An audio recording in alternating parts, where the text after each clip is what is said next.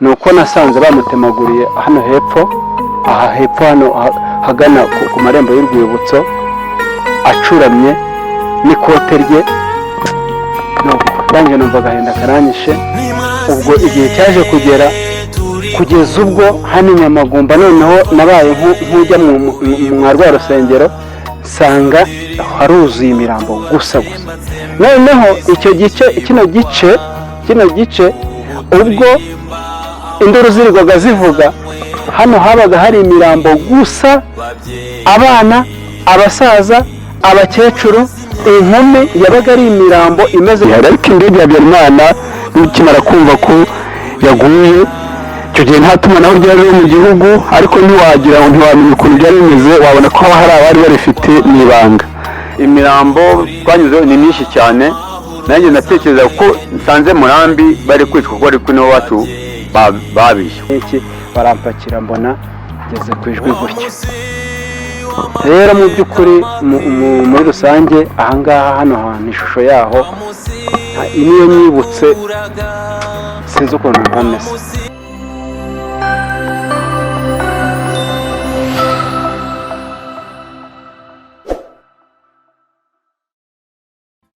Bakunzi ba Rwanda Memory TV, nk'uko mubibona aha turi ni ku rwibutso rwa Nyamagumba ahitwaga mu Gitwa, ahiswe Nyamagumba n'abicanyi 1994. Ubwo hano hari hahungiye abatutsi benshi, maze uwahoze ari burugumesitiri wa komine Mabanza Bagishe Minyasi, maze baravuga ngo aha ni hariya bahungiye ni Nyamagumba. Nk'uko mubizi Nyamagumba hicirwaga abo bitaga Inyenzi, ni umusozi uri mu Ruhengeri, ubu ni mu karere ka Musanze. Rero mu gikorwa cyo gusura abarokotse jenoside mu myaka 30 bariho bate. Uyu munsi rero twasuye kuri uru rwibutso mubona rwa Nyamagumba, kandi tugiye kuganira n'abarokotse baho batubwire ubuzima bwaho mu myaka 30 uburyo bagiye bahura n'ubuzima butandukanye, kandi turaganira n'ubuyobozi bw'akarere kugira ngo nabo batubwire imbaraga bashyizemo ndetse n'imbaraga bakomeje gushyiramo kugira ngo ndi umunyarwanda yimakazwe ubumwe n'amahoro, umutekano bisabe mu gihugu cyacu. Murakoze. Nje nitwa Rutabingwa Paul. Nk'uko bimeze nanjye ndi umwe mu bacitse ku icumu muri kano karere, ndetse banagize amahirwe yo kongera kwiyubaka nyuma ya jenoside yakorewe abatutsi mu bihe byari bikomeye ndetse byari bigoranye byo kubaho, umuntu abona nta buzima, nta kongera kubaho ukurikije ibyagiye bitubaho bitandukanye. Ariko uyu munsi kimwe na bagenzi banjye nanjye ndashima leta y'ubumwe bw'Abanyarwanda ko none haruta ejo, ku buzima umuntu agenda abona kugenda twiyubaka, dukomora kuri leta nziza itugira inama, idahwema kudufasha, idahwema kudutera inkunga, bikomotse ku muyobozi mukuru w'igihugu cyacu. Murakoze. Nitwa Theogene Uwimbabazi, na nk'uko koko mugenzi wanjye yamaze kubivuga, nanjye ndi umwe mu barokokeye ahangaha Nyamagumba. Jenoside yabaye ndi mutoya, mfite imyaka 13, ariko nyuma yo kurangira kwayo leta y'ubumwe ikimara kuyihagarika, nibazaga mu by'ukuri uko nzabaho cyangwa se icyo nzimarira nkagishaka nkakibura. Ariko mu by'ukuri ubuyobozi bwacu bw'igihugu cyacu bwatubaye hafi, ndetse n'abayobozi muri rusange batuba hafi. Mu myaka 30 ishize rwose nagerageje kugira ngo nanjye ngere ikirenge mu cy'umuyobozi mukuru wacu avuga, ndagerageza ndiyubaka. Urumva nari mutoya ariko byageze aho nubaka urugo, ubu ndafite abana, mfite umuryango na madamu. Mbese muri rusange mu myaka 30 ishize ubona ko hari aho umuntu amaze kugera kubera umuyoboro mwiza w'igihugu cyacu. Yewe nitwa Kabasha Vincent, navukiye hano ndahakorera bigera mu 1991 njya ku rugamba kubohora igihugu cyacu, kuko nabonaga amateka yari ari mu gihugu cyacu atari meza. ngarukanye n'ingabo zaratuye mu gufata igihugu. Njyewe nk'uko bagenzi banjye babivuze, jenoside itangira cyangwa se ijya kuba, nari mukuru, nari umuntu w'imyaka 17, nari ndangije kwiga icyitwaga primaire cy'icyo gihe, cyangwa se icyo bitewe mu wa 8 cy'icyo gihe. Numva ko nari mukuru, byose byabaga mbireba. Aha niho iwacu bari batuye nk'umuryango, nanjye nari mpari ndi mu muryango w'iwacu aritwo kwa Buregeya. Nk'uko rero byari bimeze icyo gihe, ni byose bitangira, byatangiye ubona ari nk'ibintu, indege ya Habyarimana ikimara kugwa ku itariki 7, icyo gihe nta tumanaho ryari riri mu gihugu, ariko ntiwamenya ukuntu byari bimeze, wabona ko hari abari barifite mu ibanga, kuko indege urumva ko twumvishe amateka ko yagwiriye i Kigali n'ujya ku kibuga cy'indege i Kanombe, ariko uko amakuru yose agera inaha n'ubundi abantu bagahinduka, abari abaturanyi, abari abavandimwe, abo twari dusanzwe dusangira dufatanya, bagahita bahinduka, byabaye mu kanya ntako guhombya. Abo twari duturanye twatizanyaga ibikoresho nk'uko bisanzwe byabusanzwe mu muco w'Abanyarwanda, ako kanya bose bihinduka. Rero hano kuri uyu musozi turiho wiswe Nyamagumba, nk'uko nabivuze, mbere hitwaga mu Gitwa. Hatangiye kugera abantu ba hano bahazengurutse bo mu cyari Bugina y'icyo gihe. Hari umusozi wa Bugina cyangwa se akagari ka Bugina kari muri Secteur Kibingo, twese twari muri Secteur Kibingo, ariko hano ari Bugina, twebwe ari Ruhingo. Twebwe rero epfo iwacu Ruhingo habanje kujyaho bariyeri yagiye ahitwa mu Kabuga, ishyizweho n'abantu, umuryango witwaga ngo n'Abatikanyi, ndetse n'umuryango witwaga ngo n'Abakemba y'icyo gihe. Hanyuma abasore b'Abatutsi bitwaga Abatutsi icyo gihe, n'uyu munsi wa none ibyo ntibikiri twabaye Abanyarwanda, kuko ibyo nibyo byasenye igihugu. Nabo batangiye kwishyira hamwe, batangira kujya gukumira ibitero byavaga muri iyo miryango mvuze, bitangira gushaka gusahura inzu z'Abatutsi, kuzisenya no kuzitwika. Bahereye ku nzu yitwa Kabakunzi Marita, ndetse hari n'umuhungu wiwe warokotse witwa Muhigirwa Fulgence. Bakurikijeho umuryango wahitwa kwa Ntegembuga Yozefu, naho hari umuntu warokotse witwa Karege Tito. Abo basaga n'abatuye mu cyitwaga Nyagahinga y'icyo gihe. Hanyuma hepfo ahitwaga mu Kabuga niko hitwa, abari abasore icyo gihe bazamutse bagiye gutabara iyo miryango yari gabwe igitero n'Abanyakibingo, bari bamanutse ahitwa ku Giti Kinini cyangwa se mu Matakara, baje gusahura inka aho ngaho nabanje kuvuga. Hanyuma uko byaje gukurikiraho, bamaze kuzibaka inka, bose bazibaka bazimanura hepfo iwacu muri Ruhingo kugira ngo begere abandi. Nk'uko namwe mubyibuka rero, ku itariki 7 nta kibazo cyari kiriho, cyari cyaba cyane. Hatangiye ibintu by'amahane, urwikekwe hagati y'imiryango 8 n'uko 9, 10. Ariko ku itariki 11 hano i Nyamagumba uyu munsi wa none, hari mu Gitwa cy'icyo gihe, hari hamaze kugira imiryango myinshi yavuye za Kayove, yavuye za Mushubati, za Sure, za Rukaragata, za Gihango, hari hamaze kugira abantu benshi. N'ibitero byo niko byatangiye kumanuka i Kongo Nili no hirya no hino, bitangira kuhagabwa, ariko batangira kubiganza, cyangwa se abari bahari babiganza ibitero ku itariki 10, 11, 12. Ku itariki 12 nibwo twumvishe grenade, nibwo nyuma ari nyumvishe bwa mbere, uretse ko njye sinari nzi n'icyo ari cyo. Abaho twari kumwe aho nibwo bavuze ngo iyi ni grenade ngitewe n'uwitwa Bidode. Ku 13 rero, ari nayo impamvu hano aribwo hibukwa, nibwo hasheshwe burundu, abantu batangira kwira uyu musozi mureba, muri bikombe mureba. Noneho twebwe abari begereye Kivu, nibwo twese tumanuka duca mu Kivu, tujya ku musozi witwa Nyamunini, ariho twavuye dukomereza ko icyari Zaire y'icyo gihe ku Ijwi. Murakoze cyane. Nk'uko mwene data cyangwa se umuvandimwe amaze kubivuga, amateka ya hano i Nyamagumba ubundi bijya kuba, ntari mfite imyaka 13, burya umwana w'imyaka 13 aba areba kandi agafata mu mutwe. Rero bijya kuba indege gusa, icyo ntarinzi ni uburyo bwo gukurikiranya amatariki, ariko ibyabaye ahangaha narabirebaga. Indege ikimara kugwa mu gitondo cyaho abantu twari duturanye, kuko ngewe n'ubundi ntuye muri uyu mudugudu, muri icyahoze ari Serire Bugina, n'ubundi niho ntuye. Ngewe nagiye kubona mbona abahutu twari duturanye, kubera ko ku akagari ka Bugina aho kubatse hakundaga kubera inama za mitingi, noneho tukarushaho kumenya ivangura ryabaga rihari.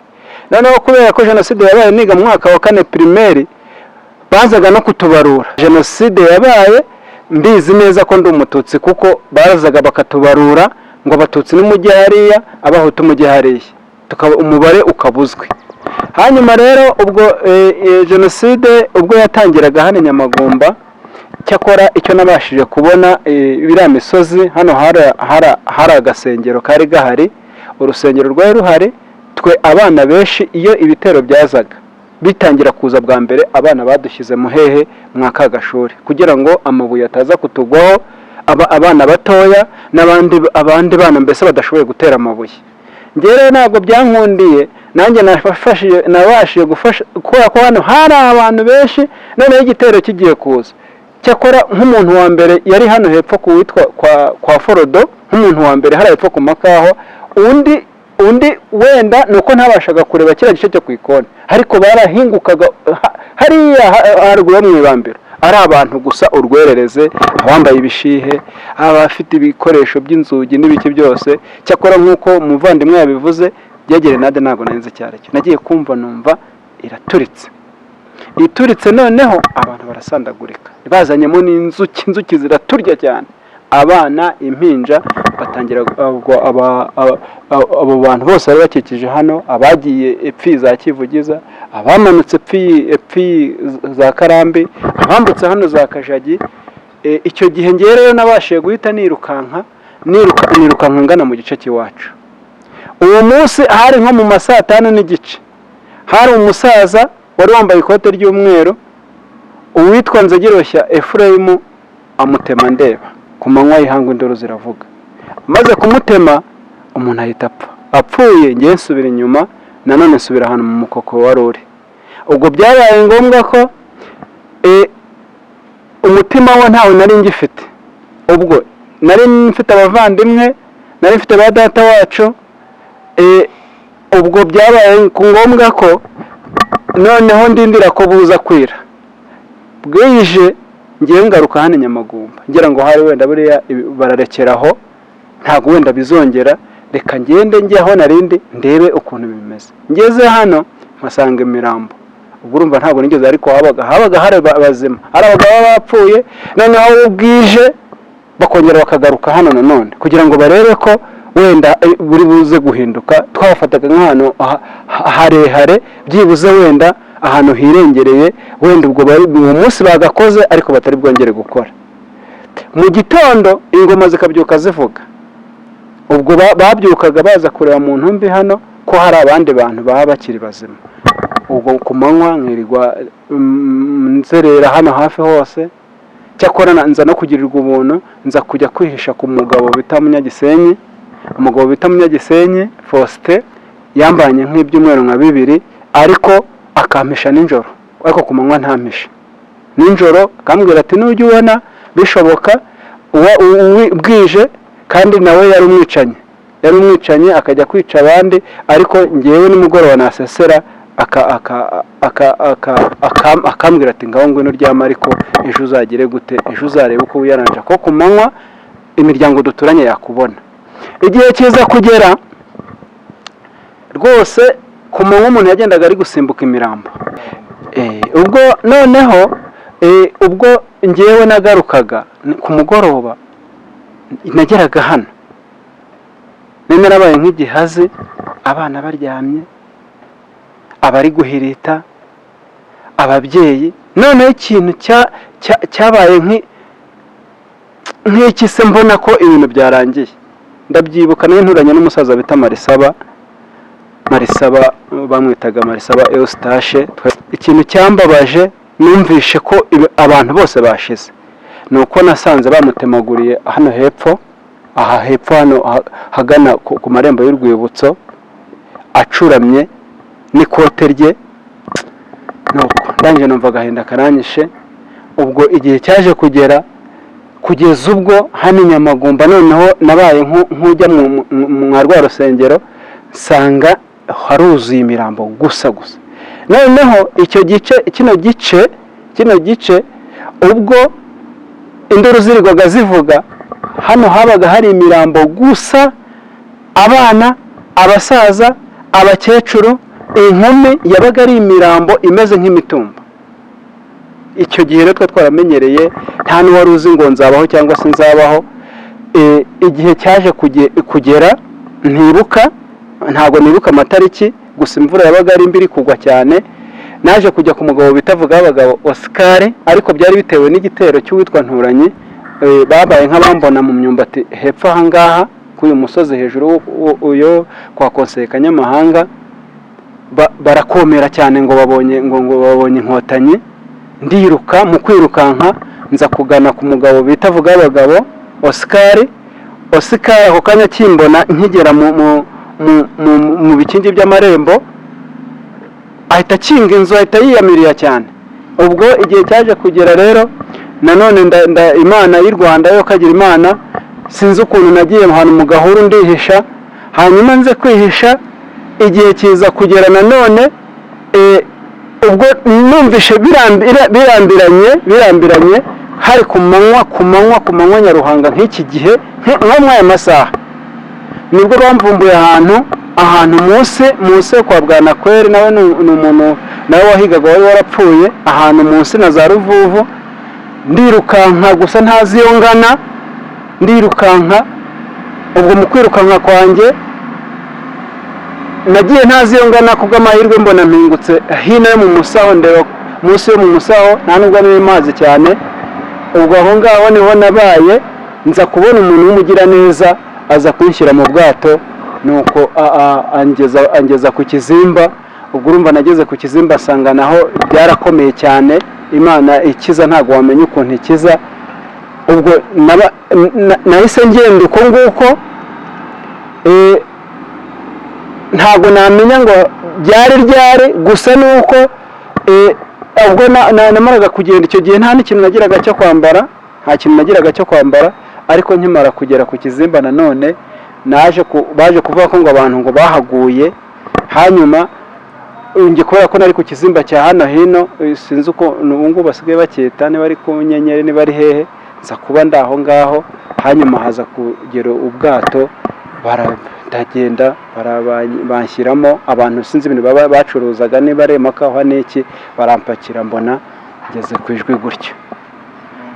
Rero mu by'ukuri muri rusange ahangaha hano hantu ishusho yaho niyo nyibutse, sinzi ukuntu bameze. Nk'uko nabivuze, njye nari mukuru muri myaka 17, nari mukuru, nandangije kwiga primaire, gukomeza nyine ntibyari gushoboka kubera n'amateka y'icyo gihe. Numva ko hano hashyinguye abantu bari hagati y'ibihumbi 9 n'ibihumbi 10. Ntabwo rero ntaho bahuriye n'abantu bari kuri musozi. Abo rwose ntabwo natinya kuvuga ko ari nk'icya kabiri cy'abari barahangaha. Indi mibiri byanga bikunda ntabwo iraboneka, ahubwo n'ibindi nkamwe mufite ubushobozi mukomeze kudukora ubukangurambaga, ndetse no kubwira abazengurutsa n'ubundi barushaho kubaka mu mitima yabo no mu ntekerezo zabo, barushaho kutwereka abandi bakiri. Abantu bashyinguye hano ntaho bahuriye n'abari bari hano. Hari abantu nibura ibihumbi bike byari bari kuva kuri 15 gusubiza ku 20.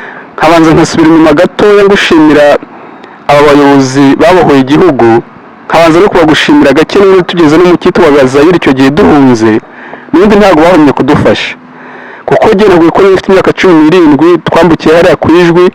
Tugeze ku Ijwi byabaye ngombwa ko dukomeza Igoma ahitwa mu Gituku, niho hari inkambi. Ariko mu gukomeza tuva ku Ijwi tujya mu Gituku, n'ubundi twahakuwe n'izi ngabo z'igihugu, n'aba bitwaga inkotanyi b'icyo gihe, nibo bakoreshaga abari barahunze 59. Njye ntabwo nari nzi amazina yabo, ariko niwohereje amato yo kuza kudukura ku Ijwi, atugeza mu gituku. Mbere yo kongera ku buzima bwa hano mwari mumbajije, nabanza no kugushimira n'ubundi aba bantu bari barahunze 59 bageze hanze babaye abagabo, kabone ko bamutekereje no kubohora igihugu, bari bafite n'uburyo. Niyo tutabagira ntabwo twari kuva no kwijwi ngo tugere no mu gituku, kuko nta mikoro nta n'uburyo, ahubwo bo bari bafite ukuntu bakoresha mu bwenge bari bafite. Twaje kubisobanukirwa nyuma, twabonaga amato aza akatujyana nta kiguza duciye, akatwomora aho mu gituku nkubwiye. Twaje kumenya neza ko n'ubundi abo bakoreshaga ayo mato. Mbere yo kongera ku buzima bwahariye mwanza ko nawe kuguha iryo shusho, mbagushimira aba bantu bari bari hanze baho igihugu, bari bafite ibitekerezo byiza, kabone ko niba gikomeje kubaka igihugu barabikwiriye. Nk'uko wabimbajije rero, tumaze kugera hano n'ubundi mubwiye ko twari turi mu gituku, hari abasaza bakuru bari barabashije guhungana akaradiyo z'icyo gihe zitwaga ngo nasiyonari. Hari umusaza nibuka yarashaje witwaga Rusagara Tresifori, twari duturanye, ariko n'ubundi yashaje duhungutse, ashaje n'ubundi nk'uko natwe twese tuzapfa. Yari afite radiyo rero aho mu gituku, twajyaga kuyumva rero twese byabaga ari ku mugoroba, twajyaga guteranira mu shitingi yiwe tukumva amakuru aho inkotanyi zabaga zigeze hose. Twabaga tugenda twumva amakuru kuri radiyo bitaga ngo ni Muhabura y'icyo gihe, ubu sinzi aho isigaye iherereye, naba mbeshye, niheruka icyo gihe. Tukumva uko inkotanyi zigenda zirwana zimanuka. Rero turaho mu gituku twagiye kubona tubona abitwaga Abahutu cyangwa se Interahamwe nabo twari tuzi iwacu, twagiye kubona tubona batugezeho, nabo bari guhunga bambuka Gisenyi, kuko umupaka wa Gisenyi hagati ya Gisenyi na Goma ni ubutaka, ni ukwambuka bisanzwe nta ruzitiro rundi rurimo. Twagiye kubona tubona batugezeho rero, tubona aho twari turi mu gituku hakurya ahitwa Mugunga, tubona bashyize inkambi y'Interahamwe. Babandi nakubwiye rero bari baradukuye ku ijwi. Hahise haboneka abandi bantu bazana amakuru yihuse avuga bati muva aha ngaha musubire iwanyu mu Rwanda, nta kibazo gihari, nimutinda hano bano bahungiye hano n'ubundi barongera babice. Twanyuranyemo rero, Abahutu bahunga natwe twongera twinjira mu Rwanda. Tugeze hano rero nk'uko mwarimbajije, ubuzima bwari buboranye cyane, nta nzu yari ihari, nta byo kurya byari bihari, igihugu cyari umwirare pe, cyari amatongo. Iyo ukigereranije n'iki gihugu twicaye mu minsi ya none, sinzi ukuntu nakubwira, nagushimira leta y'ubumwe bw'Abanyarwanda, ukuntu nakubwira urukundo leta y'ubumwe bw'Abanyarwanda ikunda Abanyarwanda. Nk'uko wambanjirije yabivuze, ibihembo gusa bazabyihererwa n'Imana, twe ntabyo bihembo twabona twabaha, kuko ubwo nta nzu yari ihari, nta cyo kwiyorosa cyari gihari, nta cyo kurya cyari gihari. Ariko ubu tugeze hano hariya nakubwiye iwacu i Ruhingo, twarageze dusanga hari abasirikare babaga hejuru ku musozi witwa Rwakimari, hari pozisiyo ariho bakambitse.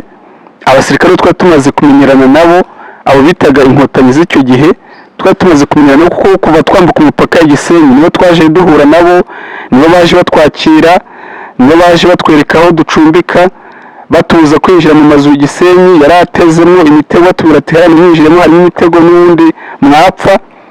Batujyana haruguru hitwa mu Rugerero, tuva mu Rugerero tuza hano iwacu.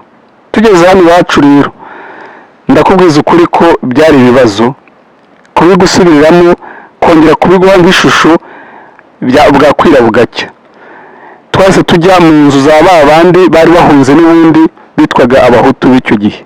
None nk'inzu imwe ikajyamo nibura abantu imiryango nk'itatu ine, twese tukabanamo. Hanyuma haje guhita hakurikiraho ikigega, ariko n'ubu mu itorero ry'Abadive kiriho, cyitwa Adara. Nicyo cyaduhaye amabati bwa mbere na mbere, niyo twashakaje, niyo twatangiye twiyubaka tuyahawe n'icyo kigega cyitwaga Adara. Ariko n'ubu Adara iracyariho. Tumaze rero ubwo ni 94, twageze no 94 mu kwezi kwa 10, 11 gutyo, ayo mabati yose bayaduha. Ahari hakiriho rero ibitangi mu matongo yacu bitagiye bigwa. 95 mu ntangiro yayo nibwo abantu batangiye gusana, kuko ndabyibuka neza 95 mu ntangiro yayo hari n'abahungutse ari bakuru niko navuga batangiye no gushaka abagore ko ndabyibuka abantu benshi batangiye gushaka abagore 95 benshi 95 96 ariko imitima itari hamwe n'ubundi twumva ngo hirya no hino hari abakiri gupfa 97 98 99 ntabwo imitima yari hamwe imitima yatangiye kujya hamwe neza abantu batangira kwiyubaka neza mu 2000 nibwo twabaye nk'abarota niko nabo cyangwa se abakanguka dutangira no kubona icyerekezo cy'igihugu uyu munsi wa none rero nkuko nawe bibona nkuko n'uwambanjirije yabivuze nta kibazo dufite kubera leta y'ubumwe bw'abanyarwanda. Hakurya mureba Igitarama hari umusaza witwaga Bujagari, hari n'umugabo witwaga Disimasi haruguru yaho Mbabare witwaga Mbabare.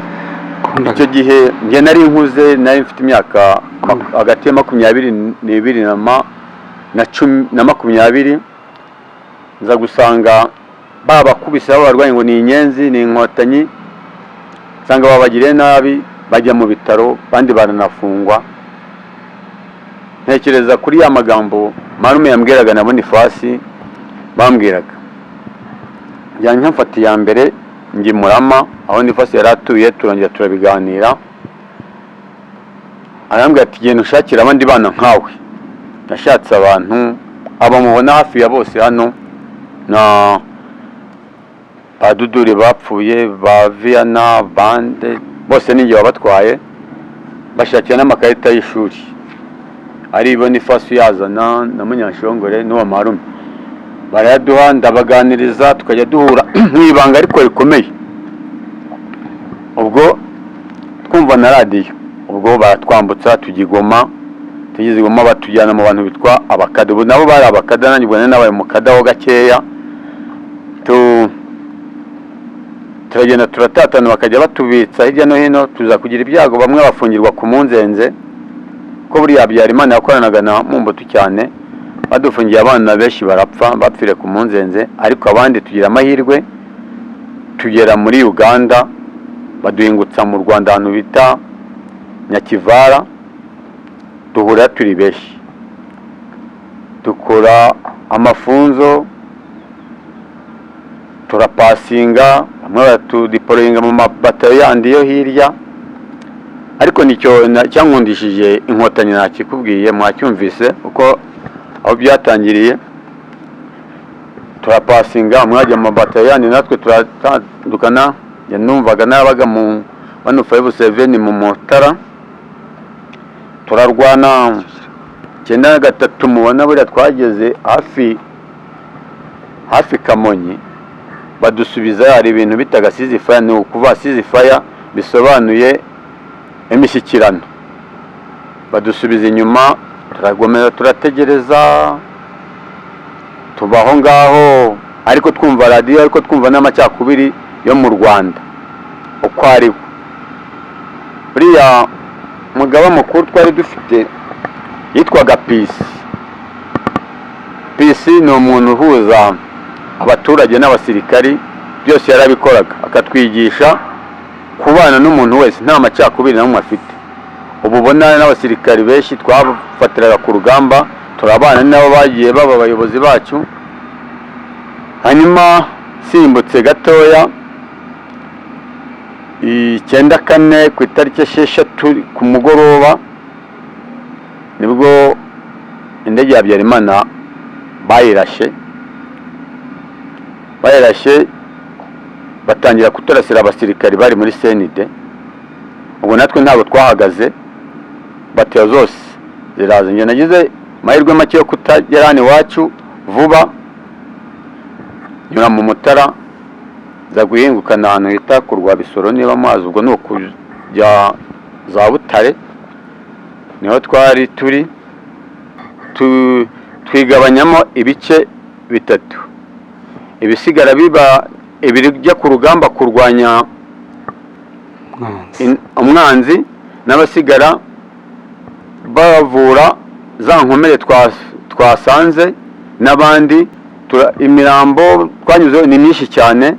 Nanjye natekereza ko nsanze Murambi bari kwicwa, ko ari kuno wacu babishe, ko nta makuru yandi twari dufite. Ishusho nabaga mbona ni uko aho nanyuraga uko bishwe, ntekereza ko nuko n'ahandi ariho bicwe, ko twavugiraga ku byombo. Ubwo Arufani ko yavugaga 57 niko yavugaga tukabyumva, na Arufa ubwo ni bato mvuga niko twazitaga, hanyuma tukumva ko hose ari ishusho. Rero mugabo mukuru rero akatuga ati dukoresha ingufu, marabyumva namwe ko mwabyumvaga nuko byagenze. Igihugu twagifashe mu mezi atarenze 3 twakoresha ingufu zihagije, tutitaye ngo abantu bari gupfa, ngo twarwanaga tugira ngo turebe aho twakiza igihugu kibe kizima. Twari dufite imiryango minini yitwaga Abagesera. Nageze ku giti kinini ubwa mbere nje mpura n'umugabo witwa Semugeshi na Sengiyumva. Tese urajya he ko nta muntu n'umwe uriho, bose ko babishe bashize. Icyo gihe nari mfite imodoka ya gisirikari, nta n'ikindi nabavugishije, nahise nkata imodoka nsubira i Kigali. Nyuma yaho nza akumva ko ntigeze nishima, bakimara kubimbwira shaka icyo nakoreye, mbitekereza mu mutima wanjye se naruhiye iki. Ndasubira ko kubera inyigisho twahabwaga buri munsi ko tutagomba kwihorera, kandi twari dufite ingufu, imbunda iki. Subira nyuma yaho kubera inyigisho nahawe n'ubuyobozi bwa gisirikari, ndongera nza gusaba ikibari ndaza noneho ngera ku matongo nyirizina, sanga inzu zose zarashenywe, sanga imitungo barayigabanyije. Ntangira ubwenge nari mfite bwo guharanira kwiteza imbere, kwigirira akamaro. Ndababwiza ukuri, namaze nk'imyaka 3 ntaragira ubwenge buzima, ntatekereza no kuba nashaka, ntatekereza no kuba aho ngeze ubu ko nari kuhagera. Numvaga nta bitekerezo mfite, kuva twaturukana mu ishyamba kugeza na n'ubu niyo yingarurira igitekerezo cyo kubaho, ikampa amahugurwa ya gisirikari. Nubwo natashye na n'isaha ndacyayabona, nza kuva mu byo natekereza byabo nabuze, ndabatereka niyubake. Ubu ndiyubatse, mfite umugore n'abana, mfite ubushobozi bwo kubigisha, bariga. Umwe yararangije, naranamushyingiye, undi nawe ararangije, undi nawe ageze mu wa 4. Ndumva kubera leta nziza yakuyeho amacakubiri n'umwiryane mu banyarwanda, ikaba iteza umunyarwanda uwo ari wese imbere, itavanguye nk'iyo twarwanyije. Ubu mfite aho navuye, mfite n'aho ngeze. Rwose ntabwo byari byoroshye kugira ngo tubashe kwiyunga n'abantu badukoreye ibyaha. Wari umutwaro, rwari urugendo rurerure, ariko nkanjye nk'uko nabivuze, ndabyibuka hari abana b'abasore bandutaga. Umwe bamwitaga Nyabyenda Frederico, undi bamwita Ntirenganya Yosiya. Bafashe igihe cyo kumpiga, barampiga pepepe, bakajya noneho bahura n'insina bakayitema, ngo ni ngewe babonye ngo dutemye Imbabazi Theogene, ngo turamutemye, ngo nubwo tutari kumubona. Ariko kugeza ubu ngubu rwose jenoside irangiye narabonaga nkikanga, nkumva sinzi ukuntu umeze. Ariko nk'uko leta yakomeje gutanga umurongo mwiza, umuyoboro mwiza w'ubumwe n'ubwiyunge, narababariye kugeza n'ubwo n'amakwe yabo ubu ngubu yabone. Iyo bakoresheje amakwe turatwererana, kandi narangiza amakwe yabo akaba ari njye nyayobora, bakisanga mu muryango nk'uko Imana igenda yagura umuntu. N'ubundi nk'uko nanabivuze na kare, nanjye ndubatse, mfite umugore n'abana, mfite urugo. Iyo nakoresheje ubukwe baraza nabo bakagira ibyo bakora, mbese ukabonaho uko ubwiyunge bugize gute buhari. Hari n'undi mugabo bita Mvugabagabo Sikari, nigeze ngeriwe avuza ingoma nijoro, mbura ahantu ngana, nsubirayo narindi, ariko kugeza ubu nagerageje gushaka gushyira amazi mu nzu, ndagenda ndamubwira, arambwira ati rwose nushaka unyuzemo n'iki, kandi mu by'ukuri kunyuza igikorwa cyawe bwite mu isambu y'umuntu ntago aba ari ibintu umuntu apfa kugira, ariko yarabishyigikiye ndetse ampa n'umuganda, mbese ubona ko ubwiyunge bugize gute buhari. Rero igipimo n'ishusho birahari, biragaragara cyane, kuko uburyo abantu tubana nta moko agishingiweho nk'uko twayigishwaga, nta muhutu nta mututsi mu gihugu cy'u Rwanda, ahubwo twese mu by'ukuri turi abanyarwanda. Gahunda ya ndi umunyarwanda rwose turayibitse ku mutima, kandi no mu bikorwa hanze abantu turashakana, tugashyingirana, mbese ukabona mu by'ukuri abanyarwanda banyotewe na gahunda yo kwitwa umunyarwanda, kumva afite inyota. Byageze aho barigishwa bagatanga umusanzu, hakaba bamwe mu by'ukuri bakoze jenoside ariko bakagira n'uruhare rwo gutanga amakuru. Byagiye bibaho no muri Gacaca, abantu batanga amakuru, bamaze gutanga amakuru birakomeza, abantu bakaza kudufasha mu muganda wo gushaka abo bacu ku misozi, mu migezi, mu misarane n'ahandi. Hanyuma iyi leta y'ubumwe nanone iza gutanga umurongo nk'uru rwibutso rwa Nyamagumba ahangaha abacu bashyinguye, rwose abantu babigizemo uruhare, abantu turafatanya, haba mu buryo bwo kwibuka. Iyo abantu mu by'ukuri umusanzu wabo wabonetse bw'ubushake ndetse n'uburyo bw'ubuhamya, nabyo bigenda bitwubaka, ugasanga mu by'ukuri ubumwe n'ubwiyunge cyangwa se n'ibyishimo kuri twebwe. Nk'iyo turi hano Nyamagumba nk'ubu ngubu, ndababwiza ukuri, umuntu aba anezerewe, uravuga uti byibuze nubwo hari abataraboneka, ariko ubuyobozi bwacu bw'igihugu, abacu bazize ubusa, bazize uko bari bameze, byibuze bahawe agaciro. Umuntu yumva ateye ishema ry'uko byibuze leta y'ubumwe ikomeje mu by'ukuri gusigasira bimwe mu bimenyetso cyangwa se n'imibiri y'abacu bazize jenoside, uburyo igenda ihabwamo agaciro. Sinzi aho nahera, sinzi naho nakusiriza, ariko nk'uko umbarije icyo kibazo cy'amavamutima cyangwa se cy'uko mbona ubuyobozi bukuru bw'igihugu cyacu bwari burangaje imbere inkotanyi cyangwa se FPR inkotanyi, uretse kubashima nk'uko nabivuze mu kanya, njye natangiye kubashima nkimara, nk'uko nabikubwiye, twarahungiye muri Cyarizayire y'icyo gihe, n'ubundi nakuye ko twafashwaga nabo, kuva twagera mu gihugu kugera umunsi wa none nta handi harava ubufasha hirya no hino atari ku buyobozi bukuru bw'igihugu cyacu. Amavamutima yanjye rero, uretse kubashima, uretse kubabwira ngo nigeze no kubivuga kare ngo Imana bari izabakomeza kubahemba, shingiye nko kuri nyakubahwa Perezida wa Repubulika, umuyobozi mukuru w'igihugu cyacu.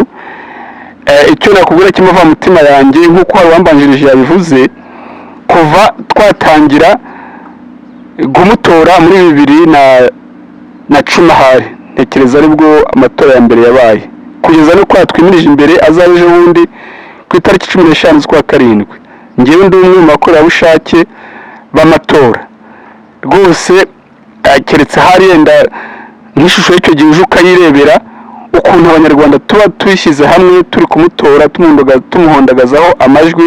Rero nk'uko muvuze ko n'ubundi n'iki kiganiro turi kujyana bazacyumva cyangwa se kizamugeraho, icyo nabatuma ni ukumudushimira, ni ukumubwira ko abacitse ku icumu aho bava bakagera, abato n'abakuru, twese turavuga ngo Imana aba ari zamuduhera umugisha. Murakoze. ngira ngo jenoside ikimara guhagarikwa, ibi twabinyuzemo kubera disipurine yatwigishije. Nicyo kintu cya mbere yabanje kutwigisha, turayikurikiza tuyigeraho. Cya mbere yabanje kutwumvisha, yatubujije kwihorera umunsi ku wundi, arongera atubwira ngo n'aba ngaba mwarwanaga nabo mugomba kubana kimwe. Baraza baba abayobozi bacu, abandi turabayobora. No nyuma yaho, icyo namushimira, yanze kumena amaraso nawe ubwe ku giti cye. Muribuka ejo ndigeze kubivuga yuko yadusabye ikintu gikomeye cyane atabonera ikiguzi cyacu. Ngiye mushima rero kuruta ibindi byose, kubera yuko atigeze atuma hari amaraso yatubarwaho nk'uko n'abandi bayamenye. Icyo kintu yatwigishije wagira ngo ni Imana yamutumye, kuko Imana ariyo ivugira rimwe ku isi yose ikabimenya. We nawe yavugiye mu gihugu cy'u Rwanda, twese tubyumva kimwe tukabigenda kimwe. Kandi ikindi ni umuyobozi ukunda abanyarwanda, warwaniraga u Rwanda, natwe twaramwumvise kandi tuzaba tumwumvira. Yemwe urebye n'akazi ubu mfite biterwa nawe, n'amashuri nabujije kwiga, ariko nk'ubu ngubu urabona ko nyoboye Rizavu umurenge wose no kugera ku gace kamwe ka Mukuru. Urumva rero ahantu banageze ni ukubera we, kubera ibyiza n'ubu bwenge mfite ni we wabunteyemo. Kuko ngewe nigeze ntabwo nabonye umwanya wo kwiga, nagarukiye mu wa 3 primaire, ariko imirimo nkora ntabwo wabimenya kubera amahugurwa yahaye abayobozi kutwigisha n'inyigisho yahaye abakuru bacu, nabo bakazitugezaho tukaba tubigeraho. Kandi ikindi cya mbere discipline yatwigishije tugenderaho, niyo mpamvu ubona twihanganye kuba twakwihorera. Kandi ubu umunyarwanda tumubonamo ari abatwiciye, ubu tumubonamo umunyarwanda, umuntu wazutse akaba muzima nk'uko Yezu yavutse. Hari ubutumwa nashakaga gutuma niba ngize amahirwe yo guhura n'itangazamakuru, kuko yarashize igihe amahirwe nk'aya turashaka ntituyabone, bwo kudushimira nyakubahwa Perezida wa Repubulika, ubwira ko tumuri inyuma rwose kugeza igihe azumva we ubwe atagifite imbaraga cyangwa se ubushobozi, kuko ni umuntu zo kuyobora igihugu cyacu, ariko igihe cyose agifite uburyo n'ubushobozi bwo kuyobora igihugu cyacu, twebwe nk'abacitse ku icumu, mu izina rya bagenzi banjye abari aha n'abadahari tumuri inyuma. Murakoze cyane, reka tubashimire. Nitwa Kayitesi Dativa, nkaba ndi umuyobozi w'akarere ka Rutsiro. Turi mu minsi 100 yo kwibuka Jenoside yakorewe Abatutsi. Nanone turi mu myaka 30 igihugu cyiyubatse. Nk'uko mu Rwanda hose hariho gahunda zo kwibuka ku nshuro 30 Jenoside yakorewe Abatutsi, natwe mu karere ka Rutsiro twashyizeho gahunda yo kwibuka mu karere kacu mu mirenge itandukanye bitewe n'ubwicanyi cyangwa se n'umwihariko wa buri murenge, kugeza iminsi 100 irangiye. Warugarutse umbaza ese imibereho y'abarokotse Jenoside babayeho bate? Ngira ngo si mu karere ka Rutsiro gusa, ahubwo ni mu Rwanda hose. Dushimira Minisiteri ya Minubumwe yo igumya gufasha abarokotse Jenoside ndetse n'ubundi buyobozi muri rusange, aho ntatinya kuvuga ko abarokotse Jenoside bamaze kwiyubaka. Ndahera cyane cyane mu karere ka Rutsiro habaye ubwicanyi ndengakamere, aho ejo bundi ku itariki 13 twibutse umusozi wa Nyamagumba warahoze witwa Gitwa, aho hiciwe Abatutsi barenga 10,000 bari bahahungiye. Hakaba hari idini katolika nka Chapelle bari bahahungiye.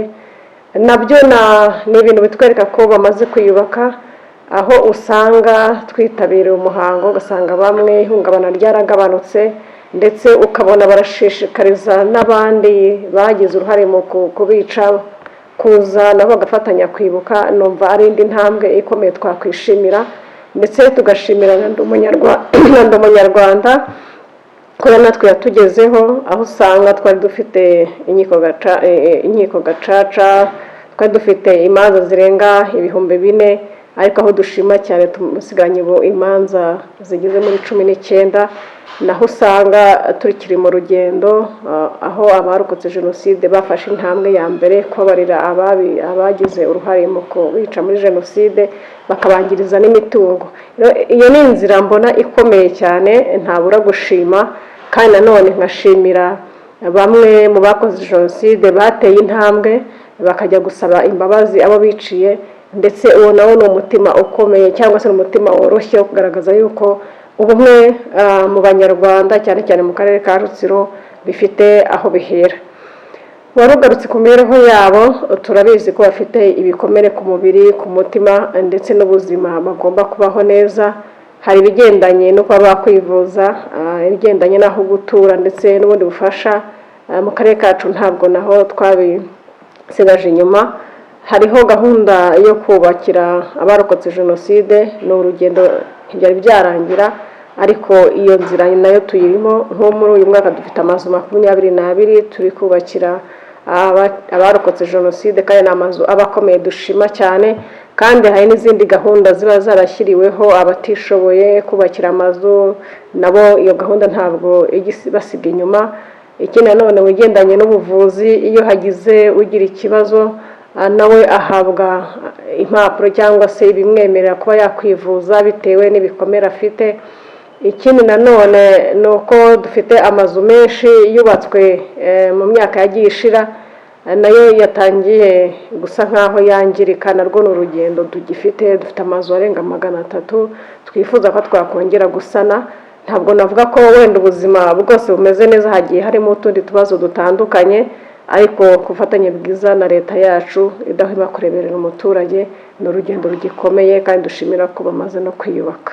Rutsiro harimo inzibutso 6, harimo Mushubati, Gihango hafi y'akarere, Musasa, Boneza ndetse na Ruhango.